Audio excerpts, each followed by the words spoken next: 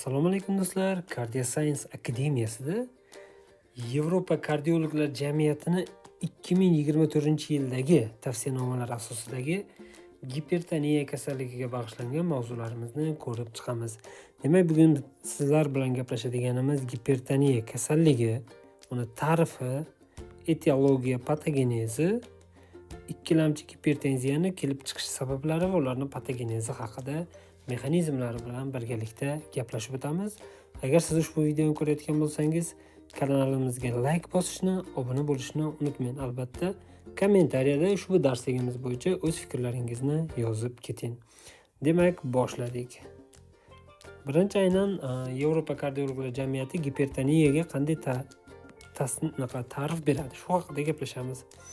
Gipertoniya o'zi nima? Gipertoniya yoki essential gipertenziya deydi buni. Essensial gipertenziya deydi.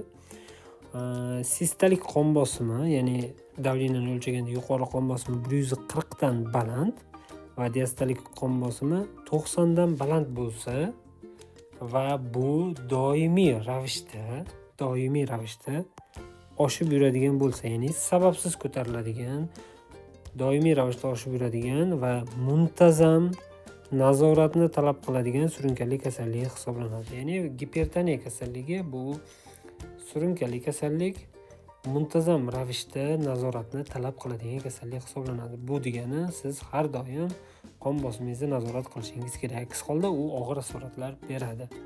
Ikkinchisi, bu arterial gipertenziya tushunchasi. Gipertoniya kasallik bu, arterial gipertenziya bu tushuncha yoki patologik jarayon desak bo'laveradi. Bu ham xuddi shunaqa, ya'ni ko'rsatkich bir xil, qon bosimini 140 ga, sistolik qon bosimi 140, diastolik qon bosimi 90 va undan baland bo'lishi bu arterial gipertenziya deyiladi. Bu faqat kasallikda emas, balki boshqa sabablar tufayli ham qon bosimini ko'tarilishini ifodalaydigan umumiy tushuncha hisoblanadi. Bu alohida kasallik hisoblanmaydi, arterial gipertenziya. Gipertoniya bo'lsa alohida kasallik. Endi ikkilamchi gipertenziya degan narsa bor. Biz gipertoniya kasalligi deganimizda bu birlamchi gipertenziya edi.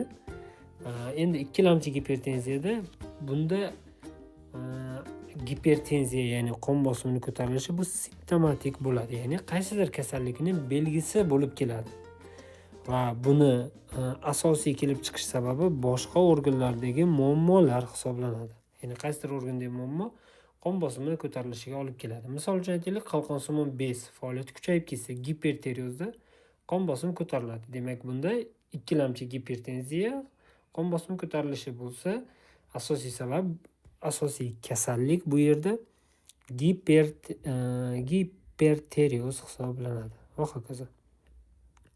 Xo'p, endi Yevropa kardiologlar jamiyatida gipertoniyaga oid ba'zi tushunchalariga izoh berib o'tamiz, chunki bu ozgina bizni qiynaydigan tushunchalar hisoblanadi. Xo'p. Demak, gipertoniya kasalligiga oid bo'lgan birinchi va eng muhim tushuncha bu ikki qo'lda qon bosim farqi. Bu nima degani? Agar siz bemorda ikkala qo'lida ham davleniyani o'lchaydigan bo'lsa, bu ikkala qo'lda o'lchaganingizda sistolik bosim 10 ga farq qilmasligi kerak. Ya'ni maksimum 10 bo'lishi kerak farqi. Misol uchun aytaylik, bir qo'lda 140, ikkinchi qo'lda 130. Bu normal holat. Lekin agar 10 mm ga farqdan kattaroq farq bo'ladigan bo'lsa, aytaylik, necha bo'lishi mumkin? Misol uchun bir qo'l 140, ikkinchi qo'l esa 120 chiqyapti mana. Ko'ryapsizmi? Ikki xil bo'lyapti. Bunday holatda har safar bemorni ikkala qo'lini ham qon bosimini o'lchashimiz kerak bo'ladi. Nima uchun kerak deganda, sababi ikkita qo'lda qon bosim farq bo'lsa, bu farq ko'pincha qon tomirlariga, aynan o'sha qo'llarni qon bilan ta'minlaydigan qon tomirlarida qanaqadir ateroskleroz, ishemiya, okkluziya va hokazolar sababli ham bo'lishi mumkin. Shuning uchun bu muhim. Keyingi tushuncha post-ural yoki ortostatik gipotenziya tushunchasi. Ortostatik gipotenziya degani, o'z bemorda davleniyasi bor. Birdan o'rnidan turganda davleniyasi riski tushib ketib, mazasi qochib qoladigan bemorlar aynan ortostatik gipotenziyasi bor bemorlar deyiladi. Qarang, bunday bemorlar o'tirgan yoki yotgan holatdan birdan o'rnida turganda 1-3 minutning ichida uni sistolik bosimi 20 yoki diastalik bosimi 10 dan kamayib ketadi. Misol uchun aytaylik, bir bemorda davleniyasi yotgan holatida 120 ga 80 chiqdi, misol uchun. Endi u birdan o'rnidan turadi, davleniyasi 90 ga 60 bo'lib qoldi. Va bemorda bosh aylanishi, ko'z oldi qorong'ilashuvi kabi bezovtaliklar paydo bo'ldi. Aynan shu postural ortostatik gipotenziya hisoblanadi. Tushunarlimi? Endi yana yangi atama kirib keldi. Bu oq xalat gipertenziyasi degan atama. Oq xalat gipertenziyasi degani nima degani? Bemor shifokor oldiga borganda nima qiladi? Shifokordan qo'rqishi mumkin. Qo'rqqanda, ya'ni stressga tushganda shifokordan qo'rqqanligi uchun qon bosimi 140 dan oshib ketib qoladi. Va bemor uyga borib turib o'lchaganda davleniyasi norma yoki 130 gacha bo'ladi maksimum. Bu oq xalat gipertenziyasi, ya'ni bemorda hech qanaqa gipertoniya kasalligi yo'q. Bemor shunchaki shifokorni ko'rganda hayajonlanib, qon bosimi ko'tarilib ketadi. Uyda o'zi hech kim xalaqit bermasa, hech qanaqa shifokor o'lchamasa, o'zi o'lchasa yoki kimdir o'lchasa, davleniyasi norma chiqadi. Aynan bu oq xalat gipertenziyasi degan tushuncha hisoblanadi. Keyingi atamamiz bu niqobli gipertenziya, ya'ni niqob shapkasi bor, yashirin. Bu nima degani? Xuddi oq xalat gipertenziyasini teskarisi. Bemor shifokorning oldiga kelganda xursandligidan yoki shifokorga ishonganidan qon bosimi past bo'ladi. Uyga borganda esa qon bosimi baland bo'ladi. Bu gipertoniya kasalligining bir turi hisoblanadi. Niqobli gipertenziya bunda shifokordan qo'rqmaganligi uchun, shifokorning oldida o'zini xotirjam his qilganligi uchun davleniya tushadi. Uyga borganda yana davleniya 140 dan oshib ketib qoladi. Bu niqobli gipertenziya hisoblanadi. Endi bundan tashqari qon bosimini o'lchaydigan joyiga qarab turib qon bosim farqlari aniqlanganligi uchun shunga oid maxsus o'lchanadigan joy nomlari qo'llangan hisoblanadi. Agar bemor shifokor tomonidan shifoxonada o'lchanadigan bo'lsa, bu shifoxona qon bosimi deyiladi. Office blood pressure deydi ingliz adabiyotlarida, o'zbekchaga tarjima qilganda shifoxona qon bosimi. Endi bemorda uyda to'g'ri ishlaydigan tonometr apparati yordamida to'g'ri o'lchaydigan odam qon bosimini o'lchasa, ya'ni misol uchun uyingizda qon bosimini to'g'ri o'lchasangiz, bu uydagi qon bosimi deyiladi. Yoki ingliz adabiyotlarida home blood pressure degani. Xo'p, keyingisi ambulator qon bosim degan atama kirib keldi. Yangi atama bu. Bu sutkalik qon bosimi monitoringi degani, ya'ni ambulator qon bosimi degani bemorni tanasiga qon bosimini sutka davomida o'lchab turadigan maxsus apparat o'rnatiladi va bir sutka davomida bemorda qon bosimi qanday o'zgarayotgani kuzatiladi. Aynan shuni xulosasi bu ambulator qon bosimi deyiladi va bu shifoxonadan tashqarida 24 soat davomida o'lchanadigan qon bosimi hisoblanadi. Maxsus SMAT degan apparat bor. Sutishni qon bosimini o'lchaydigan apparat. Tushundinglar? Demak, bu gipertoniyaga oid bo'lgan asosiy tushunchalar hisoblanadi va ularning ta'riflari haqida ma'lumot berdim. Xo'p, endi gipertoniya kasalligini, ya'ni bu gipertoniya kasalligi. Aynan shu kasallikni kelib chiqish sabablari qanaqa? Shular haqida gaplashamiz. Bu ikkilamchi gipertenziya emas, aynan gipertoniya kasalligi. Xo'p, gipertoniya kasalligini aniq sababi yo'q hisoblanadi va asosiy faktor bu yerda asosiy faktor bu nasliy omil hisoblanadi. Nasliy omil. Ya'ni sizni ota-onangizda, qarindoshlaringizda gipertoniya bormi? Sizda ham kelgusida qon bosimi ko'tarilish ehtimolligi yuqori degani. Endi aniq sababi yo'q deyapmiz-ku, lekin sabablarning ehtimolligi bor. Endi gipertoniyasi bor bemorlarda 3 ta asosiy sabab bo'ladi. Bu sabablardan birinchisi va eng ko'p tarqalgani bu qon tomir devori qalin bo'ladi. Qon tomir devori qalin. Mana bu yerda ko'rishingiz mumkin. Aynan mana shu tomir devori qalini.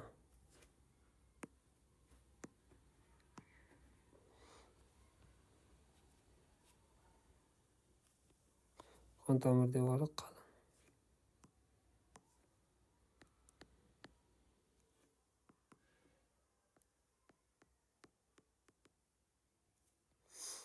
Mana bu normal holat, e'tibor berishingiz mumkin, normal. Bu qalin holat va bu vazokonstruksiyaga uchragan.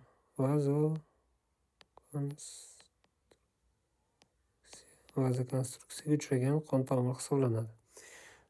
Bu normal qon tomiri bo'lsa, mana bu normal qon tomiri bo'lsa, bu qalin. Mana devorni ko'rishingiz mumkin. Bu devori qalin anchagina. Mana bu normal.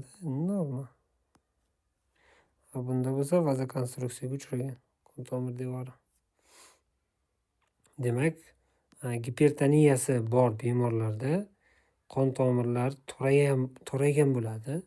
Normada unaqa bo'lmasa, mana asosiy sabablardan birinchisi dedik, bu qon tomir qalin bo'ladi dedik. Nima uchun qalin bo'ladi qon tomir devori? Sababi bu birinchi o'sha aytganimiz nasliy faktor hisoblanadi. Nasliy moyilligi bor degani bemorda aynan shu nasliy genetik faktor hisobiga qon tomir devori qalin bo'ladi. Bundan tashqari bemor yoshi katta odam bo'lsa, ya'ni 25 yoshdan 55 yoshgacha va undan ham katta bo'lsa, ularda ham qon tomir yildan yilga qalinlashib boradi va keyingisi chekuvchilar, ya'ni sigaret, nasha, narkotik moddalar chekuvchilarda ham qon tomir devori qalin bo'ladi. Va bundan tashqari qandli diabeti bor bemorlarda ham qon tomir devori qalin bo'ladi. Sababi qon tomir ichki devorida yog' bilashkalari o'tirgan bo'ladi. Xo'p, qon tomir devori qalin bo'lsa, qanday qilib qon bosimi ko'tariladi? Qon tomir devorining qalinligi umumiy periferik qarshilik degan narsa bor yoki total peripheral resistance. Aynan shu narsani oshishiga olib keladi. Natijada u qon tomirda torayishiga va arterial bosimni ko'tarilishiga olib keladi. Mana nimaga qon bosimi baland bo'lishi gipertoniyasi bor bemorlarda. Demak, gipertoniyasi bor bemorlarda qon bosimini baland bo'lishiga sabab qon tomir devori qalin bo'ladi. Kimlarda? Yosh kattalarda, chekuvchilarda va qandli diabeti bor bemorlarda qon tomir devori qalin bo'ladi. Endi ba'zi bemorlarda, aynan gipertoniyasi bor ba'zi bemorlarda davleniya ko'tarilishiga sabab qon tomirlar vazokonstruksiyaga uchragan. Ya'ni qon tomirlar toraygan. Mana vazokonstruksiyaga uchragan deyapmiz. Nima uchun? Chunki ular doim stressda yuradi yoki semiz bo'ladi. Semiz bo'lgan odamlarda qon tomirlar vazokonstruksiyaga uchragan, torayib ketgan bo'ladi. Va stressga uchraganlarda stress gormonlar qon tomir toraytiradi, bilasizlar.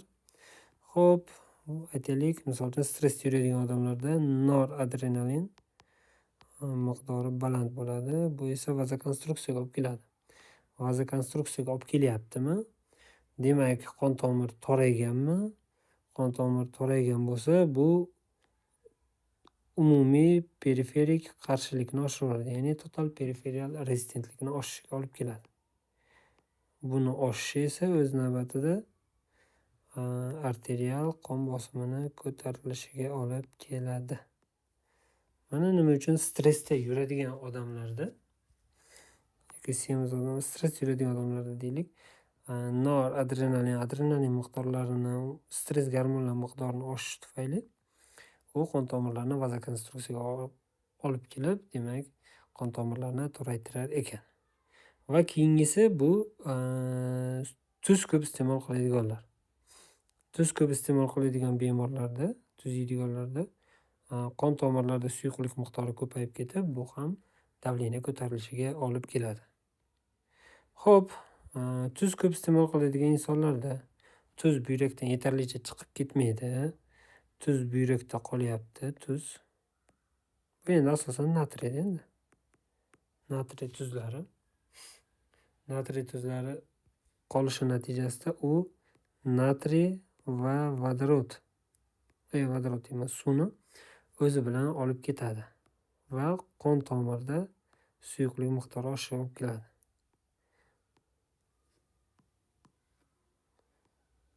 Qon tomirda demak suyuqlik miqdori ko'p.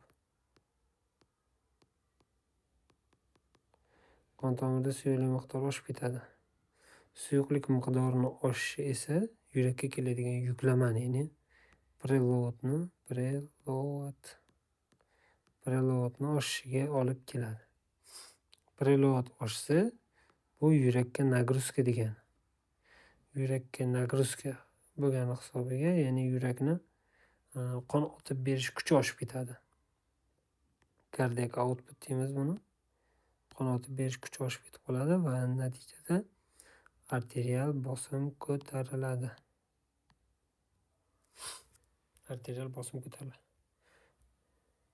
Mana do'stlar, bu gipertoniya kasalligini asosiy sababi edi. O'zi aniq bitta yaqqol sababi yo'q. Bu gipertoniya kasalligini aytdik, asosan nasliy kasallik, nasliy moyillik bo'ladi va mana bu bemorlar guruhida bu yuzaga chiqqan bo'ladi. Demak, bu yerda qon tomiri normal, bu vazokonstruksiyaga uchragan va bu qon tomir devori qalin bo'lgan qon tomirlar hisoblanadi. Xo'p, Yevropa kardiologlar jamiyatini maxsus diagrammasi bor gipertoniya kasalligi patogenezida, ya'ni gipertoniya rivojlanishida. Xo'p, bular qaysilar? Asosan asosiy 4 ta mana bu rasmda ko'rishingiz mumkin. Mana nevronal mexanizmlar, renal mexanizmlar, gormonal mexanizmlar va vaskulyar, ya'ni qon tomir devoriga oid bo'lgan mexanizmlar hisoblanadi. Xo'p, demak, buyrak mexanizmiga nimalar kiradi? Buyrak mexanizmiga birinchi o'rinda bu tuzga sezuvchanlik. Ya'ni organizm tuz iste'mol qilyapti, lekin u yetarli emas deb hisoblayapti va bemor tuz iste'mol qilgisi kelib qolyapti. Natijada tez tuz iste'mol qilish bu gipertoniyaga olib keladi. Keyingisi natriy diurez mexanizmi. Bu ham natriy uretik peptidlar orqali natriyning diurezini kuchaytirib, qon bosimini kamaytiradi. Xo'p, albatta keyingisi renin angiotensin aldosteron sistemasi bu qon bosimini nazorat qiladigan asosiy sistemalardan biri hisoblanadi. Keyingisi esa buyrak ishemiyasi. Buyrak ishemiyasini xavfli tomoni nimada? Buyrakda qon aylanishi yaxshi bo'lmasa, u nima ishlab chiqaradi o'zidan? Renin ishlab chiqaradi. Renin ishlab chiqarishi natijasida u ras sistemasini aktivlab, ishemiyani battar kuchaytirib yuboradi. Va ishemiya qancha kuchaygan sari renin miqdori ortib, u oxir oqibat angiotensin 2 orqali qon tomirlarini toraytiruvchi xususiyat beradi. Keyingisi gormonal mexanizmlar. Gormonal mexanizmlarda ham aynan ras sistemasi muhim o'rinda egallaydi. Bundan tashqari qon tomir devorini endotelin tizimi. Nima uchun muhim? Bu endotelin tizimidan bilamiz, endotelin moddasi ishlab chiqariladi. Endotelin moddasi ishlab chiqariladi va endotelin qon tomirlarini maksimum toraytirib beradi. Bundan tashqari jinsiy gormonlar, androgen, estrogen gormonlari ham qon bosimini oshirish xususiyatiga ega. Demak, bu gormonal mexanizmlardir. Endi neyronal mexanizmlarga to'xtalsak, ya'ni bosh miya bilan bog'liq mexanizmlar. Bulardan birinchisi avtonom nerv sistemasi, ya'ni simpatik parasimpatik nerv sistemasini aktivligini haddan tashqari oshib ketishi, bu asosan o'sha stress paytida bo'ladi. Keyingisi esa baroretseptor refleksi. Baroretseptor refleksi ham bu qon bosimi tushib ketgan bemorlarda ko'tarish uchun muhim ahamiyatga ega. Endi qon bosimi ko'tarilib ketganda ham uni normaga tushirish muhim ahamiyatga ega bo'ladi. Keyingisi endi qon tomirini o'ziga xos bo'lgan mexanizmlar, ya'ni qon tomir nima uchun torayib qolyapti? Qon tomirda o'zida ham qanaqadir disfunksiyalar bormi degan savolga javob beradi. Birinchi albatta endotelin disfunksiyasi. Bu endotelin disfunksiyasi juda muhim hisoblanadi. Sababi endotelin disfunksiyasi buzilganda, ya'ni funksiyasi buzilganda azotik oksidini sintezi kamayib ketib qoladi. Azotik oksid sintezining kamayishi qon tomirlarini kengayishida muhim ahamiyatga ega bo'lganligi uchun uni kam bo'lishi qon tomirlarida kengayishiga salbiy ta'sir ko'rsatadi, ya'ni qon tomirlar yaxshi kengaya olmaydi. Demak, bu endotelial disfunksiya. Keyingisi kichik arteriyalar remodelyashuvi, ya'ni periferik arteriyalarda qon aylanishini yaxshi bo'lmasligi oqibatida qon tomir mexanizmlari vujudga keladi. Keyingisi esa katta arteriyalar qattiqlashuvi. Bu asosan aortaga tegishli. Aorta devori qattiqlashganda ham qon bosimi ko'tarilishi mumkin. Demak, bu asosiy mexanizmlar edi, 4 ta. Endi qo'shimcha mexanizmlarga o'tamiz. Demak, qo'shimcha mexanizmlardan birinchi guruhi bu atrof muhit omillari hisoblanadi, ya'ni yashashimiz, hayot tarzimiz, tabiat va hokazolar. Xo'p, demak, bular ichida eng muhimlari qaysilar? Geosiyosiy holat, ya'ni davlatlarning boshqa davlatlar bilan o'zaro hamkorlikda ishlashi, shovqin yuqori bo'lishi, havo ifloslanishi va iqlimdagi o'zgarishlar bu atrof muhit omillari o'zgarishiga kiradi. Endi ijtimoiy, iqtisodiy va psixosotsial omillar bor, ikkinchi guruhda. Bu insonda hayot tarzi bilan bog'liq bo'lgan omillar hisoblanadi. Ya'ni misol uchun eng ko'p uchraydigani bu stress, ya'ni doim siqilib yuradi va hokazo, qon tomir torayadi, shu bilan kengaymay qo'yadi. Bundan tashqari past ijtimoiy iqtisodiy sharoit, ya'ni oilangizda yeb ichishga, ovqatlanishga imkoniyat kam, pul topishga imkoniyat kam va ijtimoiy iqtisodiy sharoitingiz yomon bo'lganligi uchun siqilib qolyapsiz va davleni orttirib olyapsiz. Keyingisi ijtimoiy yetishmovchilik. Hayot tarzida nimanidir yetishmovchilik hisobiga organizm siqilishi, bo'g'ilishi, diqqat bo'lishi. Misol uchun aytaylik, oddiy odamlar boylardagi mashinaga, uy-joylarga qiziqadi. Imkoniyati yetmaydi, lekin mana shu ijtimoiy yetishmovchilik hisoblanadi. Keyingisi tibbiy xizmatdan foydalanish imkoniyati. Chekka hududlarda bilasizlar,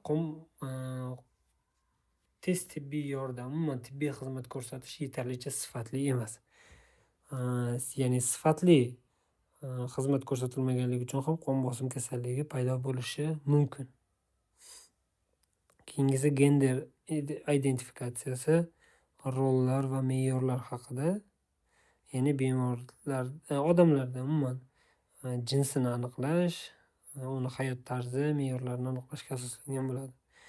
Keyingisi jinsga asoslangan zo'ravonlik, ya'ni biror bir ayol kishini kimdir zo'ravonlik yo'li bilan jinsiy aloqa qilishga taklif qilsa, u stressga, asabiylashishga, panikaga tushib qoladi shu hisobiga, unda qon bosim kelib chiqadi. Keyingisi diskriminatsiya, ya'ni adolatsiz munosabat hisoblanadi. Xo'p, demak, bu ikkinchi qo'shimcha omil edi, ijtimoiy iqtisodiy omil. Endi genetik omillarga kiramiz. Birinchisi biologik jins, ya'ni erkak jinsi. Bu davleniyasi bor bemorlar uchun erkak jins bu asosiy faktor hisoblanadi. Endi qon bosimi bilan bog'liq bo'lgan simpatik nerv sistemasi. SNP bir nukleotidli polimorfizmlar ekan, bu boshqa narsa. Keyingisi gipertoniyaning monogen shakllari, epigenetik va fetal genetikda dasturlash omillari hisoblanadi.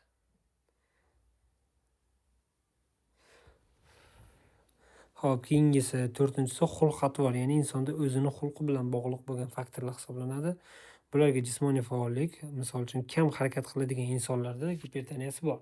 Muntazam jismoniy tarbiya bilan shug'ullanadiganlarda gipertoniya bo'lmaydi. Keyingisi kam harakat turmush tarzi, uyqu sifati va davomiyligi, kam uxlaydi, sifati ham yaxshi emas. Ovqatlanish odatlari, kech ovqatlanadi yoki erta ovqatlanadi, noto'g'ri vaqtda ovqatlanadi. Shuni hisobiga ham qanaqadir faktorlar kelib chiqadi va umuman ovqatlanishdagi buzilishlar ham stressga olib keladi.